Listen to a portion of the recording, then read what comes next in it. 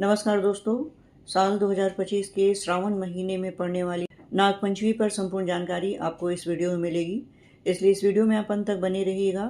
नागपंचमी की तिथि क्या है, शुभ मुहूर्त क्या है, महत्व क्या है, साथ ही इस दिन भोलेनाथ को खुश करने के लिए शिवलिंग पर क्या चढ़ाना चाहिए और अंत में इससे जुड़ी पौराणिक कथा भी सुनाई जाएगी। तो आइए वीडियो को शुरू करते हैं, लेकिन इससे पहले अगर आप मेरे चैनल पर नए हैं तो मेरे चैनल को सब्सक्राइब जरूर करें ताकि व्रत त्योहारों से संबंधित तिथि की सही और सटीक जानकारी आपको समय समय पे मिलती रहे। तो चलिए वीडियो को शुरू करते हैं। श्रावण के महीने में शिव परिवार की पूजा की जाती है, उसमें नाग देव भी हैं।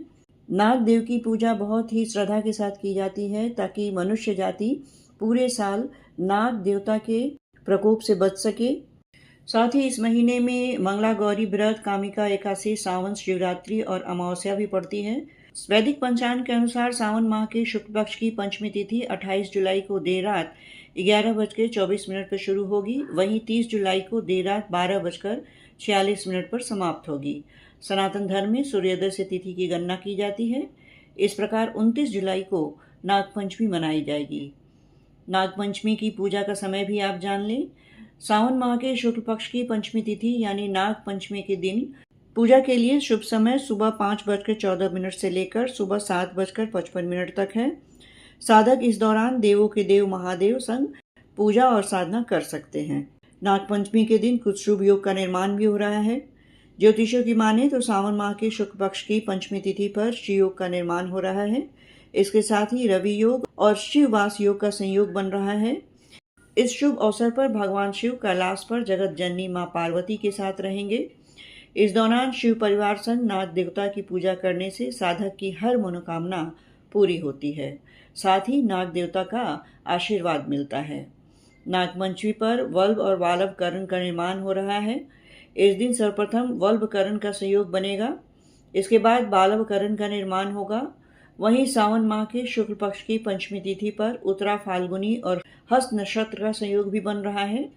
इस योग में भगवान शिव और नाग देवता की पूजा करने से साधक को उत्तम फल की प्राप्ति होती है। आइए साथ में हम ये भी जान लेते हैं कि इस दिन शिवलिंग पर क्या चढ़ाना चाहिए।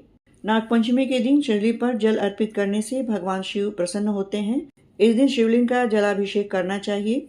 भगवान शिव को जल अर्पित करने के लिए तांबे के लोटे का प्रयोग अत्यंत ही शुभ माना गया है और ऐसा माना गया है कि विघ्न बाधाएं ऐसा करने से दूर होती हैं। नागपंचमी के दिन शिवलिंग पर कच्चा दूध भी अर्पित करें। ऐसा करने से भय से मुक्ति मिलती है और कार्यों में सफलता मिलती है।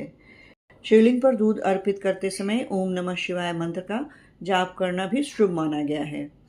नागपंचमी के दिन शिवलिंग पर शहद चढ़ाना भी शुभ माना गया है और ऐसा माना गया है कि ऐसा करने से धन्य धान्य में वृद्धि होती है, निरोगी होता है। नागपंचमी के दिन शिवलिंग पर बेलपत्र जरूर अर्पित करना चाहिए। बेलपत्र भगवान शिव को बहुत ही प्रिय है और ऐसा करने से सुख सौभाग्य में वृद्धि होती है और आर्थिक परेशानियों से छुटकारा मिलती है। भगवान शिव को धतूरा प्रिय है। नागपंचमी के दिन शिवलिंग पर धतूरा चढ़ाने से भगवान शिव प्रसन्न होते हैं और जातक को मनोवांछित फलों की प्राप्ति होती है। नागपंचमी के दिन भगवान शिव को चंदन से त्रिपुंड लगाना चाहिए। ऐसा करने से देवों के देव महादेव की असीम कृपा बनी रहती है। नागपंचमी के दिन शिवलिंग पर अक्षत और पुष्प जरूर अर्पित करें। ऐसा करने से जातक की मनोकामनाएं पूर्ण होती हैं और सुख समृद्धि की प्राप्ति होती है। आइए इससे जुड़ी दो पौराणिक कथा भी हम सुनते हैं। पहली कथा के अनुसार एक राजा के 7 पुत्र थे। उन सब के विवाह हो चुके थे। उनमें से 6 पुत्रों के संतान भी हो चुकी थी। सबसे छोटे पुत्र के अब तक कोई संतान नहीं हुई थी। जेठानियां बांझ कहकर बहुत ताने देती थी। एक तो संतान न होने का दुख और उस पर सास, ननद, जिठानी आदि के ताने उसको और भी दुखी करने लगे। इससे व्याकुल होकर वह बेचारी रोने लगती। उसका पति समझाता कि संतान होना या ना होना तो भाग्य के अधीन है, फिर तू क्यों इतना दुखी होती है।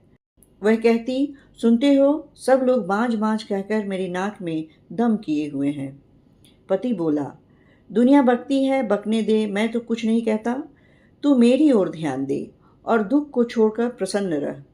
पति की बात सुनकर उसे कुछ सांत्वना मिलती, परंतु फिर जब कोई ताने देता तो रोने लगती। इस प्रकार एक दिन नागपंचमी आ गई। चौथ की रात को उसे स्वप्न में 5 नाग दिखाई दिए। उनमें से एक ने कहा, अरे पुत्री, कल नाग पंचमी है। तू अगर हमारा पूजा करे तो तुझे पुत्र रत्न की प्राप्ति होगी। यह सुनकर वह उठ बैठी और पति को जगाकर स्वप्न का हाल बताया। पति ने कहा, यह कौन सी बड़ी बात है? 5 नाग अगर दिखाई दिए हैं तो पांचों की आकृति बनाकर उसका पूजन कर देना। नाग ठंडा भोजन ग्रहण करते हैं, इसलिए उन्हें कच्चे दूध से प्रसन्न करना। दूसरे दिन उसने ठीक वैसा ही किया। नागों के पूजन से उसे 9 मास के बाद सुंदर पुत्र की प्राप्ति हुई। नागपंचमी की दूसरी कथा के अनुसार किसी राज्य में एक किसान परिवार रहता था। किसान के 2 पुत्र और 1 पुत्री थी। एक दिन हल जोतते समय हल से नाग के 3 बच्चे कुचलकर मर गए। नागिन पहले तो विलाप करती रही, फिर उसने अपनी संतान के हत्यारे से बदला लेने का संकल्प किया। रात्रि को अंधकार में नागिन ने किसान और उसकी पत्नी दोनों लड़कों को डस लिया। अगले दिन प्रातः किसान की पुत्री को डसने के उद्देश्य से नागिन फिर चली तो किसान कन्या ने उसके सामने दूध का भरा कटोरा रख दिया। हाथ जोड़कर क्षमा मांगने लगी। नागिन ने प्रसन्न होकर उसके माता पिता और दोनों भाइयों को पुनः जीवित कर दिया। उस दिन श्रावण शुक्ल पंचमी थी। तब से आज तक नागों के कोप से बचने के लिए इस दिन नागों की पूजा की जाती है। ये थी संपूर्ण जानकारी, श्रावण माह में पड़ने वाली नाग पंचमी पर संपूर्ण जानकारी। साथ में इसकी कथा भी मैंने सुनाई आपको। अब आप मुझे आज्ञा दें।